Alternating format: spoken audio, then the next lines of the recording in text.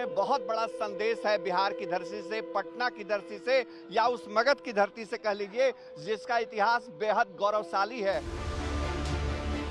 लोकसभा चुनाव के बाद 1 साल के भीतर प्रधानमंत्री छठी बार बिहार पहुंचते हैं, लेकिन इस बार दौरे का रंग सिंदूरी है। नरेंद्र मोदी जी ने बिहार की धरती पर ही गर्जना की थी कि पाकिस्तान के जो आतंकवादी है, हमारे माँ बहनों को जो सिंदूर छीनने का काम किया है, मैं ऐसा कार्रवाई करूंगा कि कल्पना नहीं किया होगा। जिन्होंने ये हमला किया है, उन आतंकियों को और इस हमले की साजिश रचने वालों को उनकी कल्पना से भी बड़ी सजा मिलेगी।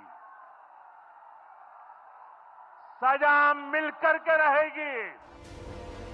जिस धरती से पहलगाम हमले के बाद पहली बार नरेंद्र मोदी ने आतंक को मिट्टी मिट्टी करने की शपथ ली, 5 महीने बाद वही बिहार चुनावी पथ पर उतरने जा रहा है, जहां अब सिंदूर से शक्ति साधना नजर आती है। लोग स्वागत में खड़े दिखते हैं, पोस्टर लिए हुए। यहाँ पीछे पोस्टर पर लिखा है, खून और पानी एक साथ नहीं बह सकता।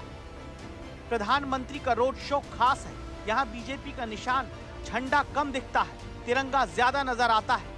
बंगाल से पहले बिहार में ही सिंदूर से क्या उस सत्ता की शक्ति हासिल की जा सकती है जो अब तक बिहार में नहीं बीजेपी कर पाई?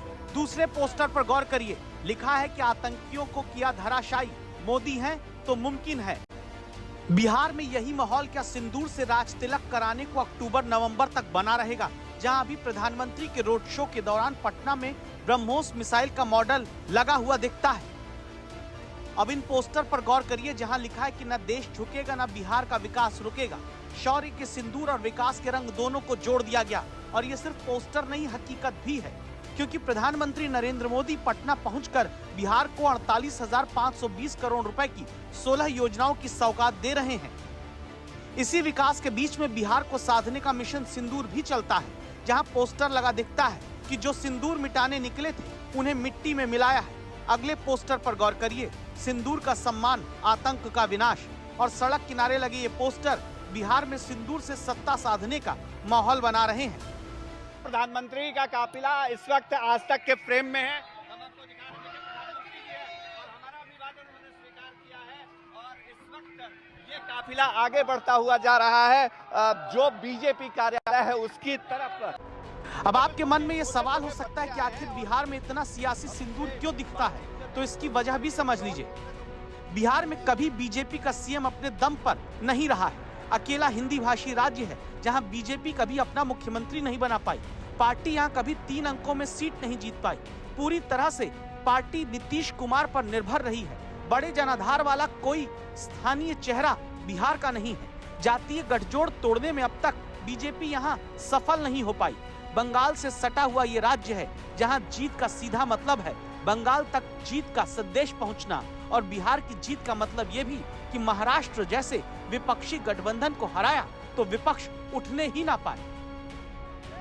यही कारण है कि रोहतास में जहां प्रधानमंत्री शुक्रवार को रैली करने वाले हैं, वहां सिंदूर दान हाथ में लेकर महिलाएं निकलती हैं। और अब जरा इस गीत पर गौर करिएगा।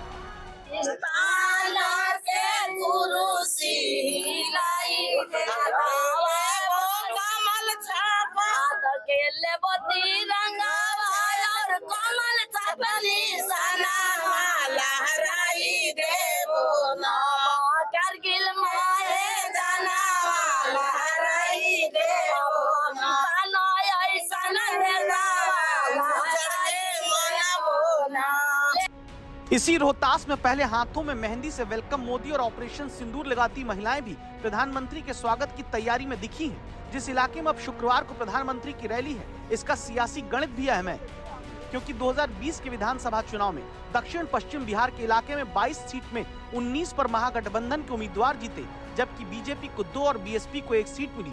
जेडीयू का यहाँ खाता नहीं खुला था। 2024 के लोकसभा चुनाव में भी इसी इलाके में आरा से बीजेपी के आर.के. सिंह हारे, तो औरंगाबाद से सुशील सिंह, सासाराम से शिवेश राम चुनाव हारे, तो काराकाट से जेडीयू के उपेंद्र कुशवाहा। तो क्या महिला वोट से लेकर कमजोर इलाके तक, और जिस बिहार में अब तक बीजेपी अपना मुख्यमंत्री नहीं बना पाई, वहाँ क्या चुनाव में भले अभी नीतीश के नेतृत्व में चुनाव लड़ने की बात है, लेकिन सिंदूर के दम पर चुनाव के बाद खेल और खेला दोनों बदल सकता है।